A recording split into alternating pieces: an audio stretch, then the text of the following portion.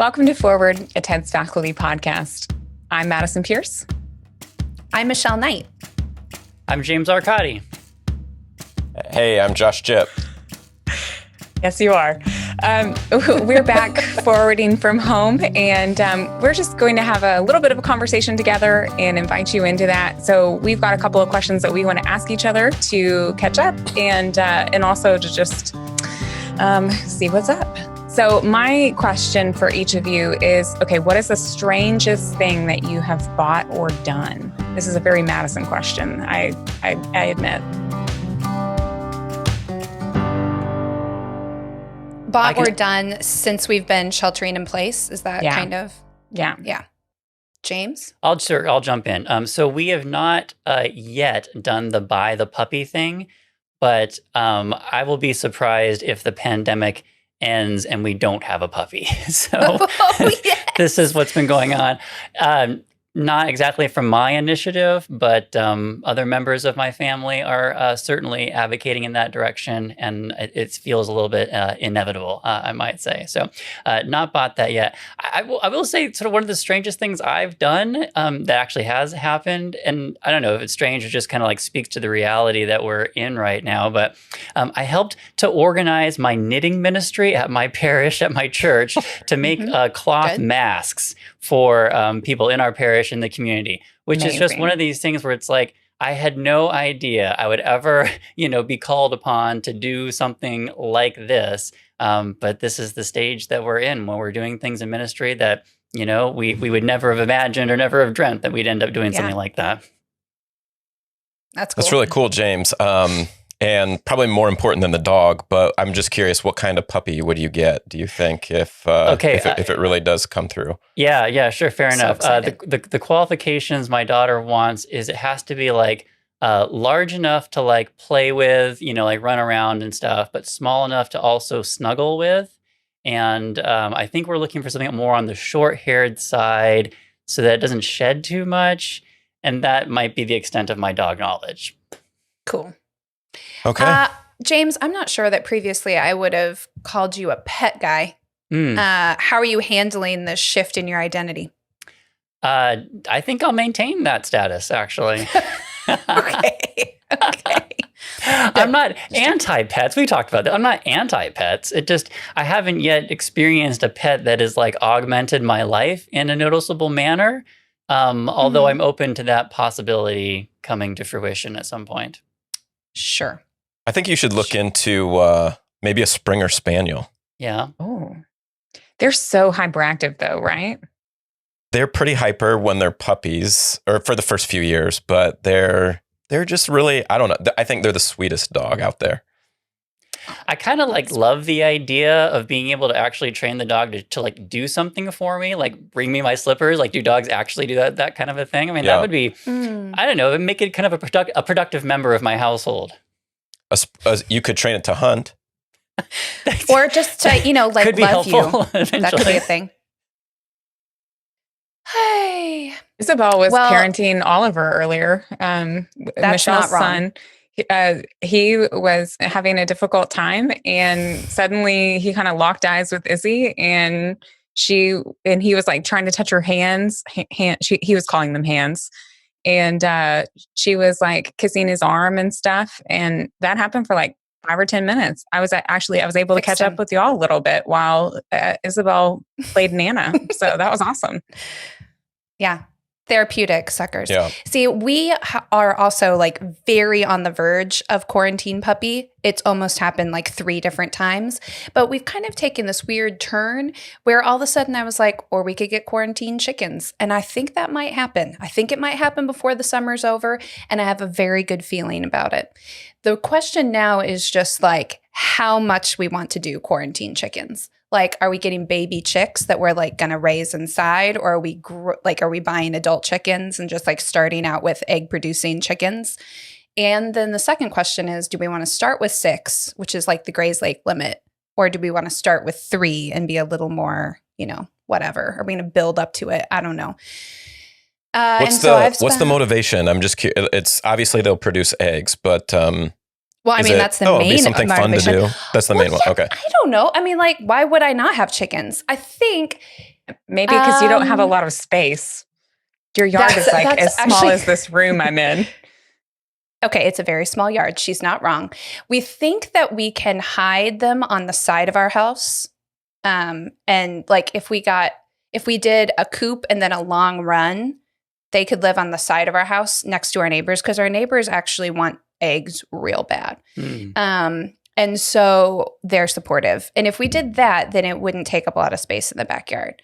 As an Old Testament professor with a chicken area, would you call that the Pentacoop? Ba-boom. Wow. I can't even recover from that. I wouldn't have, but I will now. Yes. If I had 5 chickens, that would make more sense. James has been working on a joke book during quarantine season. Yeah, that's the truth. Before the episode we'll see started, if this happens. Sorry. Please. Before the episode started, we talked about what kind of nerd James was. That's the kind of nerd. There we go. Yeah. He at one point asked people. I got 3 kids. He wasn't sure. Jokes abound. Yeah, your dad joke game is strong. But here's the deal, Josh. Not only that, I want a pet. I want something to play with. I want something to distract me. And a chicken, they can be sort of snuggly. I know you don't buy it. I know you've got this farm boy thing going, but at least in the pictures I see online, people are playing with their chickens like they're friends. And I don't hate that. Not the chicks, the chickens, the full-grown chickens. They grew them from, Yeah. I actually don't know that much about chickens, so maybe they do. I just assume that you've raised all sorts of livestock or something. Oh yeah, we have raised livestock, but never as to distract ourselves or for the purpose of having from pets. The hard parts of life. Yeah. So we'll see if this happens. So part of it is like teaching my son, to care for something, to have chores, yada, yada, yada, to give us something to take care of and nurture. And also just for really great attachment eggs. And then going through death and loss and so forth. Kenyon did remind me that you go through chickens really quickly. I was like, okay, I'll have to keep that in mind. But it would be great to have some farm fresh eggs pretty consistently because we go through a lot of eggs. That's true. Go ahead, I have Josh. no idea how many they will produce. So that will be something I can learn about if you get those. Yes, I can tell you all about it. Cool. How about you, Madison? Crazy purchase? Yeah.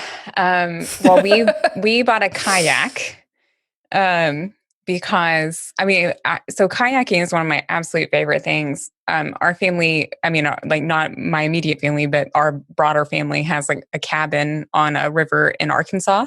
And basically that's my favorite place in the entire world. And love to go kayaking on the river and everything. And I've been having a lot of difficulty trying to figure out like, how can I be outside and have some of the peace that I'd like to have and all of that. And I think Kenyon, Michelle's husband, sent Curtis a picture of some kayaks that were on sale on the Facebook Marketplace. And it was like, by the grace of God, I know what I have to do. Because I don't think that they knew that I was like processing those things. And so those kayaks sadly were not available to us, but we found some very inexpensive kayaks at Menards that look like they're going to be just the thing. So cool. I'm really, really excited. I'm like counting down the days until I can be out on the lake, which is not the same as on the river, but it's a temporary measure. So yeah, totally. I think we're probably not far behind you, Madison. I think it won't be too long. We have since Amber and I got married, we've talked about getting a kayak, and then it's like one kid came, 2 kids, and we're sort of like, how are we gonna do this? So I think it won't be too long before we'll invest in some kayaks as well. And my goodness. So we almost every summer, Amber has some speaking engagements at different Covenant church camps, and so.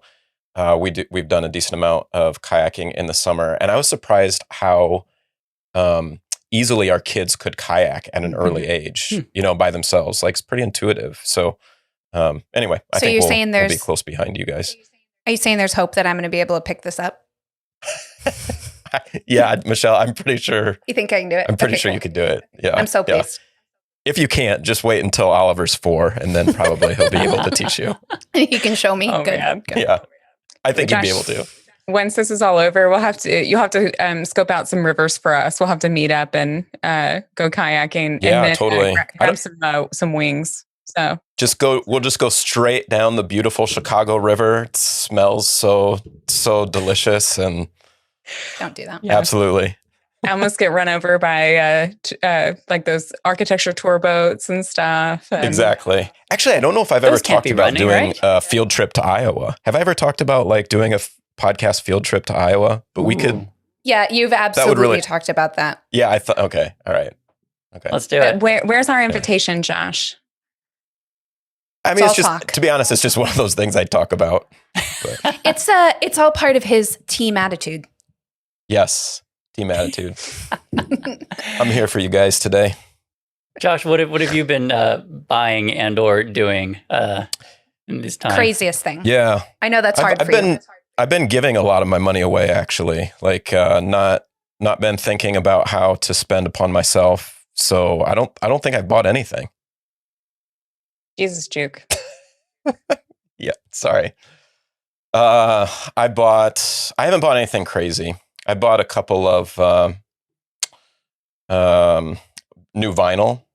I have a record player, Michelle. I know one time I mentioned that, and it kind of surprised you. That's a cool thing, Josh. That's old enough that it's cool. We've talked about this. I have. I bought a lot of flour. I love to cook, but I don't usually bake. And I know this is like a really like cliche thing that people are also going through right now, baking their own bread and so forth during quarantine.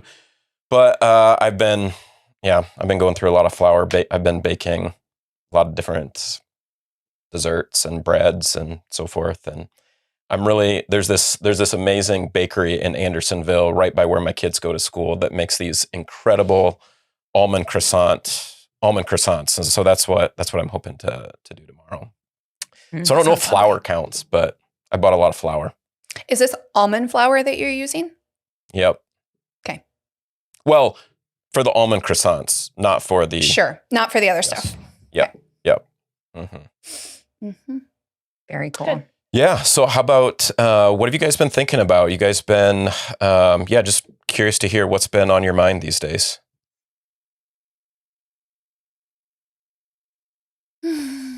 Michelle, how about you? Anything you've been thinking about or? I'm still teaching one class this semester that's new. And so a lot of my extra reading and research time is still going into that class as we're kind of tying things together. We're in the really important, crucial time at the end when we do need to tie things together. So I'm reading widely and kind of working on my synthesis in this. But it's my Old Testament theology class. So I've been reading quite a bit for that. Mark Boda's Heartbeat of Old Testament Theology has been excellent. But I'm also reviewing a new book on Joshua and Judges that's super excellent. It's like a close reading, but not a commentary. And it's like really excellent, like the great prose. So it's really interesting to read. The author is a feminist. And so she has some unique kind of emphases throughout the work. But what I'm really impressed by is her bibliography is excellent. Like she doesn't just read commentaries, but she has like a super eclectic bibliography. She's reading from like all across ethnic lines. So there's a bunch of kind of unique perspectives on the text, which has been really neat Cool. to kind of, especially as I'm about to write about Joshua and Judges quite a bit for some contracts I'm under. She's kind of really opening my eyes to a variety of voices. So that's been really fun. Can I just add, I know you do a whole class on this, and this is probably an impossible, well, I am curious, what is Old Testament theology? Like can you give like sort of your short version answer to what that is? I would say Old Testament theology is trying to speak about God mimicking the style and vocabulary of the Old Testament while recognizing it has something to contribute to a discussion that is canonical and dogmatic. And so it's preparing those insights for those integrative discussions. That's what I would say. And I'd Cool. probably pull holes in that if I thought longer, but that's my off the cuff response. Yeah, no, it's not. Yeah, obviously you could nuance it endlessly. And I'm but I was also just not curious. saying I think that's ideal. Like, I think as interdisciplinary and lucid distinction we can have between biblical theology and systematics is stronger. So like the more theologically driven, the more dogmatically driven my biblical theology is, I think the better. But that's at least the kind of standard lines I draw. Cool. How about you, James and Madison? James, go ahead. In terms of what I've been thinking about, I mean, I guess I feel like I've just been thinking about my classes and everything else that's been going on. So, I mean, I do have, I've been in this stage where I like have an essay to write for a volume that I'm editing. So the editor is being forgiving of the author. That's like, oh, this week I'm going to get to, this week, this, you know, and it's like been a month or so where it's been like, okay, move from the to-do list for this week to next week. And I think maybe this week I've kind of gotten to the point where I'm like, I'm just not going to touch this until like mid-May after the semester is actually over. So I'm continuing to look forward to thinking about the Eucharist and analytic theology. That's what the essay is supposed to be on. So kind of a summation of some work I've done elsewhere in more of a handbook. So yeah, I don't know. Kind of looking forward to doing some more writing and research and thinking productively. But at this point, I'm kind of in a holding pattern for that. Yeah. Cool. I imagine so that's related to your book then, or is it some kind of new, fresh ideas? It's going to be a little bit of both. So the volume is the T&T Clark Handbook to Analytic Theology. So we're trying to address a lot of various doctrines, loci of systematic theology from an analytic theology perspective. And my book was more constructive, like here's kind of my take on the Eucharist. Although there was a bit of like, let me locate this in a range or a spectrum of views. So this essay is going to be more kind of like surveying the literature and maybe kind of updating a little bit of some of the things I've said elsewhere. Cool. But I'm looking forward to digging back into this kind of stuff. You know, we kind of come back to projects we've worked on before, and I haven't been writing on the Eucharist for a couple of years. So it's good. I'm looking forward to kind of jumping back into that doctrine. Yeah, really cool. Thanks. I was going to say really fast as a note to our viewers and listeners, one of the things we talked about before this episode is how we're all feeling really overwhelmed. And even though we're talking about like reading and working, most of us are just like struggling to keep up. So James, I'm really glad that you were honest about how these are like things you're doing, but there's like a bunch that's on hold. So just as an encouragement to our listeners, for example, the book I'm reading about Judges is a 2-month overdue book review. So I hope it doesn't sound like we're just kind of sitting around lounging and reading. If you feel overwhelmed, we do too. Just a note. For sure. Most of my projects have been on hold for the last 6 to 8 weeks or so. So yeah. And they'll continue to be on hold, probably some of them for a lot longer than that. Mm-hmm. Yeah. We, so our church is going through or as far as, what I'm thinking about, I'm hesitating about asking James more about like how he's understanding the Eucharist, like at this moment in history and all of that, but maybe we'll have time later. For real. I've been really wondering. But as far as what I've been thinking about that too. I know you have. But as far as what I've been thinking about, our church before everything went on, on lockdown, was working through a series on race, and just trying to have productive conversations about race and power and structures within the church and within society and things. And that was maybe, there are a lot of things that I miss about being with our people, but the fact that is something that was interrupted for us has been something that I've been mourning a lot over the past month or so. But thankfully we've been reading together, and we're going to have a conversation next week. But just thinking about like how I can be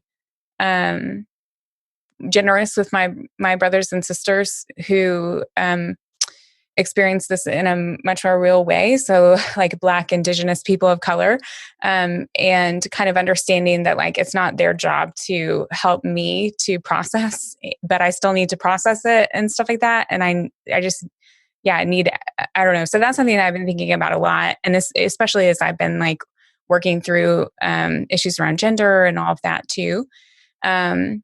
but then the other thing that's been kind of interesting for me is when we recorded the Madison episode, we talked about a project that I'm working on, which is the New Testament in color. I'm writing the section on Hebrews.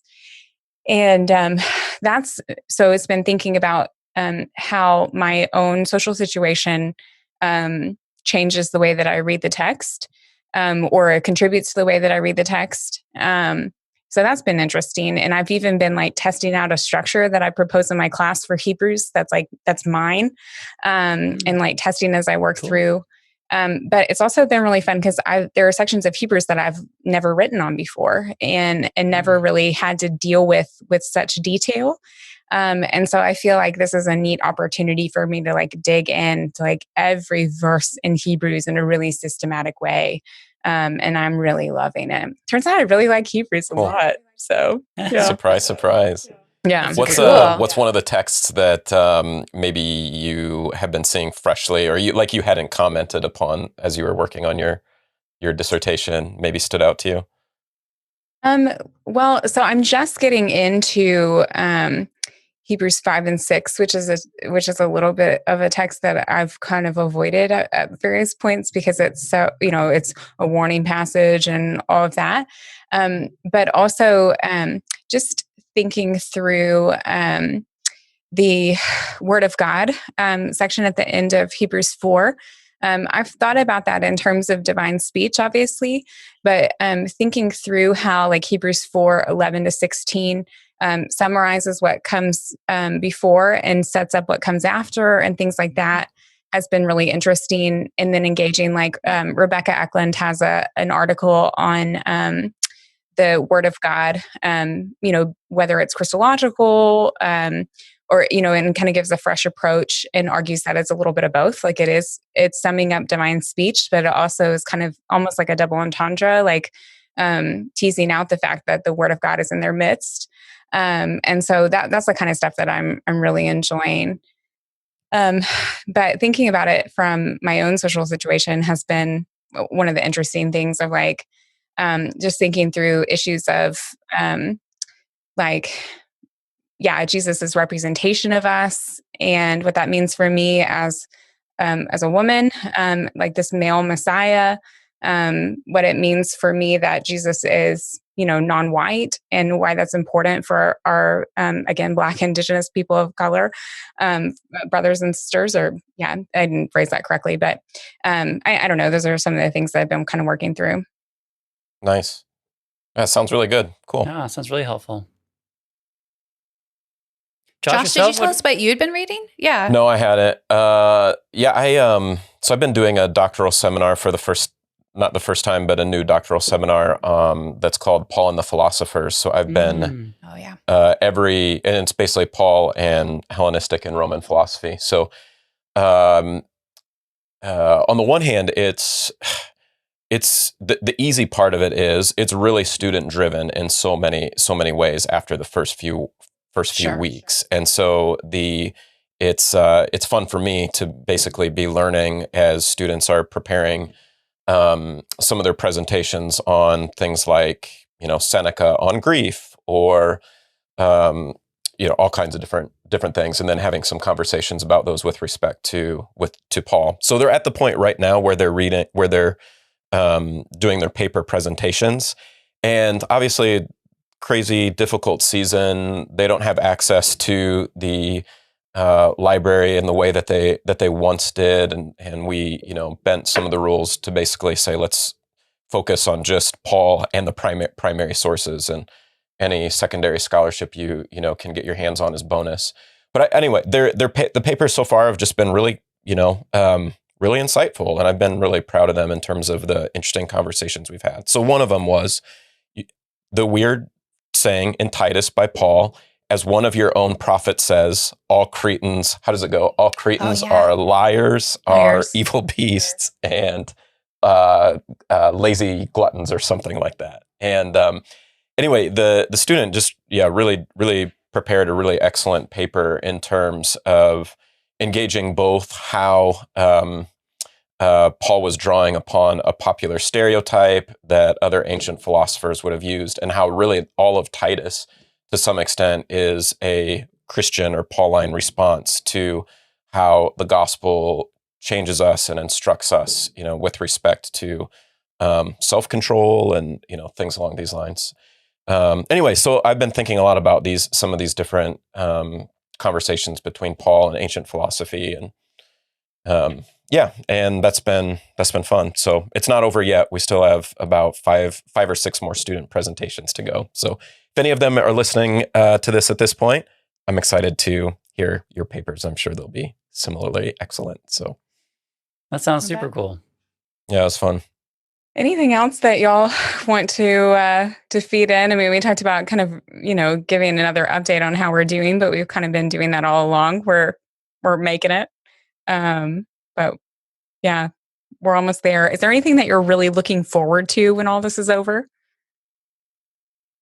My kids going back to school. What do you mean by all this? August. Sorry. the sheltering in place. Yeah. I love having my kids here. I have loved some of the extra family time, but I think the especially for the ages that they're at, where they're not able to be with their friends, is really hard for them. And then, as I work basically until about right now, about lunchtime, and then switch with Amber, and she does her work. So, so it's just we're with each other all the time, and our work schedule is about 6 hours at a time. So, so it's good. There's a lot, there's things that we're enjoying about it, but that is something I'm really looking forward to whenever that day may come. And I know my kids are too. So yeah. I'm looking forward to. James is similar for you. Yeah, sorry, Madison. No. Go ahead, James. Oh no, I mean, I guess what I want to say about that. I guess, part of the challenge of the present is not knowing what the future is going to look like. Mm-hmm. So even imagining what I'm going to do or what it's going to be like when this is over, I don't know what that means really. Right. I don't know what when it's over looks like. Shelter in places might be lifted or might be relaxed, but I don't know. I don't want to be apocalyptic, but just in terms of what I'm inputting in my own kind of conception of things is I think we have a very uncertain and very different future, which may be going on for months and maybe even years. So I've been more kind of, and talking about things we're thinking about, I've been more kind of thinking about, especially with my church or even education and institutions we work with, what kinds of, how can we be creative? How can we hit this challenge and try to not just be especially for my parish, not just be okay, we're on pause, until this is over. Because what if that pause is 18 months? We can't just pause people's spiritual care for 18 months. So how are we going to explore new ways and new things and really kind of bring church to people in new ways, given the kind of ever shifting, ever fluid sort of dynamics that we're that are part of our reality. So so I don't know if I can even look forward to going back to something that is old, because I just don't know even what the future is going to be. Again, I don't want to sound apocalyptic or whatever, but that is kind of how I've been mulling over things in my mind. Yeah.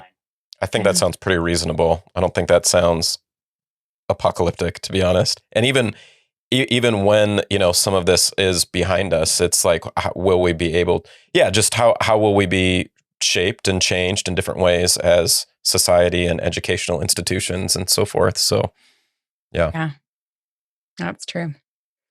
I'm really looking forward to not being here for church. It's not necessarily I'm really excited about being back with people and all of that.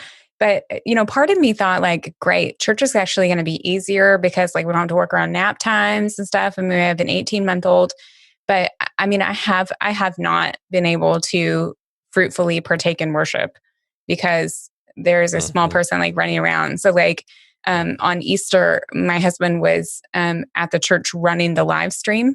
Curtis was, and which is totally fine. I can handle our daughter on her own, but this was I mean, trying to watch the service. And then she had like the most colossal tantrum that she has had in her entire life. So not only was the service like, slightly disrupted and not like as meaningful as it could be, but that was like probably the most stressful hour that I've had in the last like several months. And so it was, I'm looking forward to like her being in nursery or being distracted enough by what's going on in the room to, be enjoying it and stuff. So I don't know. Yeah, that's tough. Yeah. That's really tough. Yeah. Anything for you, Michelle? Yeah, Michelle, your thoughts on this point? I'm really looking forward to singing with the band again at church. So, I mean, it's just the other day I realized that I don't know why, but I mean, like we're watching the service, but like we're not singing along and we're not participating the way we do. I don't know if it's just the awkwardness of being two people in a room or, I mean, it's also the distraction of Oliver, but it's like I'm thinking along and I'm praying along, but I was like, I'm not singing. And I mean, we sang a little bit this last Sunday, but it's just not the same. And I help lead worship in my church a lot. So like I miss the specific band members that I usually do that with. And just the fun of like getting together in the morning and like making music together and working on stuff during the week. Like I really miss that rhythm. And I really miss those people. So I'm really, really looking forward to that. Yeah. For sure. Yeah. Well, that's just the forward. Thanks for hanging out with us today. It was really nice to catch up with each of you, but we're glad to invite you into the conversation. So talk soon. Bye, y'all. See ya. Bye.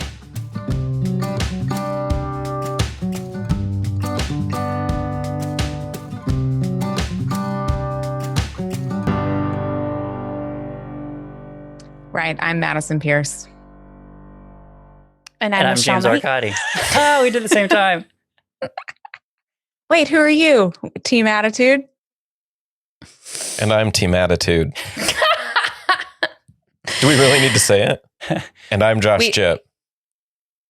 At this point, it's definitely a joke. Who of our listeners doesn't know us already?